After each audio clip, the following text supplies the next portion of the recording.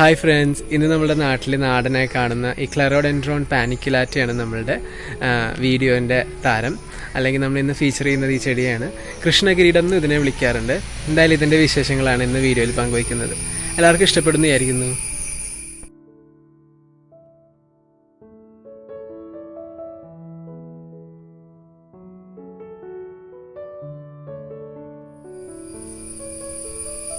വാസനയൊന്നുമില്ല കേട്ടോ, പക്ഷേ ഞാനിതിൻ്റെ വീഡിയോ എടുക്കുന്ന സമയത്ത് ഇതിനെ വിസിറ്റ് ചെയ്ത തുമ്പികളുടെ എണ്ണത്തിന് കയ്യും കണക്കുമില്ല. സോ തുമ്പികളെ ഗാർഡനിൽ ഇഷ്ടമുള്ളവർക്കൊക്കെ ഈ ചെടി ഒന്ന് നട്ടുകൊടുത്താൽ മാജിക് അറിയാൻ പറ്റും.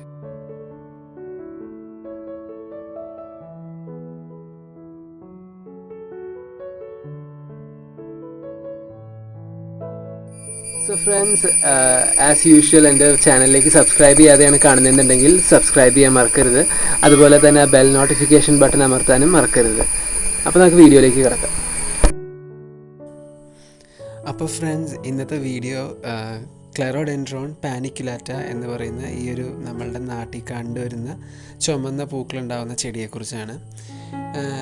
പണ്ടത്തെ ഗാർഡനുകളിലൊക്കെ നമ്മൾ ഒരുപാട് ഇത് യൂസ് ചെയ്തിട്ടുണ്ടാവാം. നമ്മളുടെ മുത്തശ്ശന്മാരും അമ്മൂമ്മമാരൊക്കെ ഇതിനെ നട്ട് പരിപാലിച്ചിട്ടുണ്ടാവാം. ചിലപ്പോൾ ഇതൊരുപാട് ആയുർവേദ ഗുണങ്ങളുള്ളൊരു ചെടിയും കൂടിയാണ്.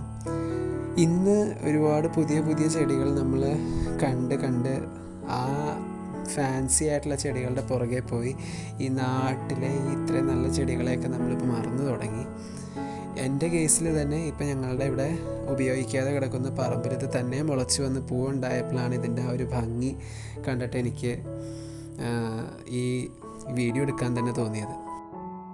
ഞാൻ രാവിലെ വീഡിയോ എടുക്കാനായിട്ട് ഇതിൻ്റെ അടുത്ത് വന്ന് നിന്ന നിമിഷം തൊട്ട് എത്ര തുമ്പികളാണ് ഈ ചെടിയുടെ അടുത്ത് വന്നതെന്നും ഞാൻ അടുത്ത് നിന്നിട്ട് വരെ അതിൽ നിന്ന് തേനോ എന്താണോ അതിന് കിട്ടുന്നതെന്ന് വെച്ചാൽ നുകർന്നിട്ട് പോകാനായിട്ട് അതിനൊരു മടിയില്ല. തുമ്പികളെയും വണ്ടുകളെയൊക്കെ ഇഷ്ടപ്പെടുന്നവരാണ് നിങ്ങളെന്നുണ്ടെങ്കിൽ ഉറപ്പായിട്ടും ഈ ചെടി ഏതെങ്കിലും നമ്മൾ സഞ്ചരിക്കുന്ന വഴികളിൽ കാണുകയാണെന്നുണ്ടെങ്കിൽ അത് അതിൻ്റെ ഒരു തൈ പറിച്ചെടുത്ത് നമ്മളുടെ വീട്ടിലും പിടിപ്പിക്കാൻ നോക്കുക. ഇനി നമുക്കിതിനെക്കുറിച്ച് കുറച്ച് ഡീറ്റെയിൽസ് അറിയാം. നമ്മുടെ നാട്ടിലിത് വളരെ കോമൺ ആണെങ്കിലും ഒരു ഫോറിനർ ഇത് കാണുകയാണെന്നുണ്ടെങ്കിൽ അവർ കണ്ണ് മിഴിച്ച് നിൽക്കും ആ പൂവിൻ്റെ ഒരു സൈസും കളറും എല്ലാം കൊണ്ട്. അപ്പം സയൻറ്റിഫിക്കലി പറയുകയാണെങ്കിൽ ഞാൻ പറഞ്ഞ പോലെ ക്ലെറോഡെൻഡ്രോൺ എന്ന് പറയുന്ന ഫാമിലിയിൽ പെടും ഈ ചെടി. ഇതിൻ്റെ പൂക്കൾക്ക് നമ്മളുടെ അമ്പലങ്ങളിലൊക്കെ ഉള്ള പഗോഡയുടെ ഷേപ്പ് ആയതുകൊണ്ട് പഗോഡ ഫ്ലവർ എന്നും ഇതിനെ ഇംഗ്ലീഷിൽ അറിയപ്പെടാറുണ്ട്. നമ്മുടെ നാട്ടിലാണെങ്കിൽ കൃഷ്ണകിരീടം അല്ലെങ്കിൽ ഹനുമാൻ കിരീടം എന്നൊക്കെയുള്ള പേരിലും ഈ ചെടി അറിയപ്പെടാറുണ്ട്. ലാമിയേസിയെ എന്ന സസ്യ കുടുംബത്തിൽപ്പെടുന്ന ഒരു ചെടിയാണിത്. അതിൽ ജിനസാണ് ക്ലെറോഡെൻഡ്രോൺ. അപ്പോൾ നമ്മളുടെ തുളസി അല്ലെങ്കിൽ മിൻറ്റ് ഇതൊക്കെ പെടുന്ന ഒരു കുടുംബമാണ് ഈ ലാമിയേസി എന്ന് പറഞ്ഞാൽ.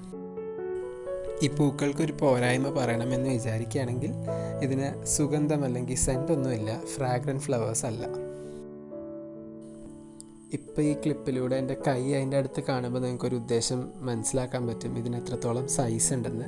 ചില കൊലകൾ ഇതിനേക്കാൾ വലുതാവാൻ ചാൻസ് ഉണ്ട്. ഈ പൂവ് എവിടെ കണ്ടാലും പെട്ടെന്ന് ഓണത്തിൻ്റെ ഓർമ്മകളാണ് വരുന്നത്.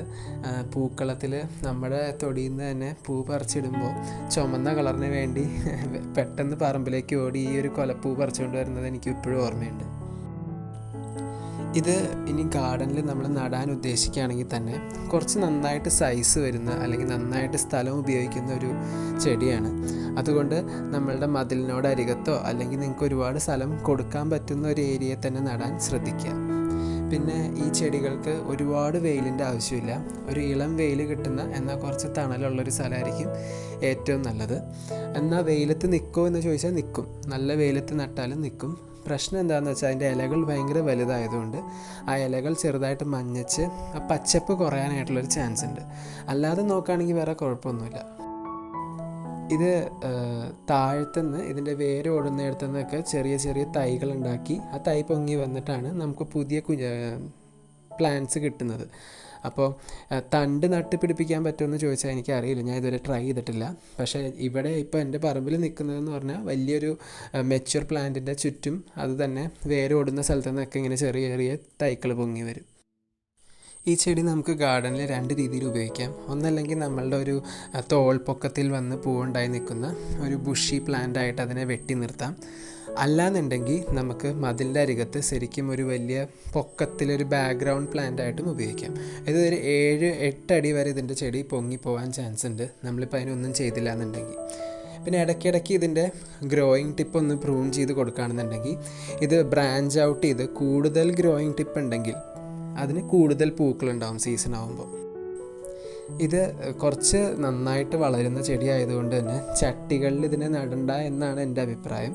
പക്ഷേ നിങ്ങൾക്ക് സ്ഥലപരിമിതികളുണ്ടെങ്കിൽ നിങ്ങൾക്ക് ചട്ടിയിൽ നട്ട് നോക്കാം. പക്ഷെ നന്നായിട്ട് നനയ്ക്കാനും ഒരുപാട് ജൈവവളം കൊടുക്കാനും ശ്രദ്ധിക്കണം ആ കേസിൽ. നമ്മുടെ കാലാവസ്ഥയിൽ തന്നെ വളർന്നു വരുന്നൊരു ചെടി ആയതുകൊണ്ട് തന്നെ അധികം കീടബാധയോ അല്ലെങ്കിൽ അസുഖങ്ങളുടെയോ പ്രശ്നമില്ലാത്തൊരു ചെടിയാണ്.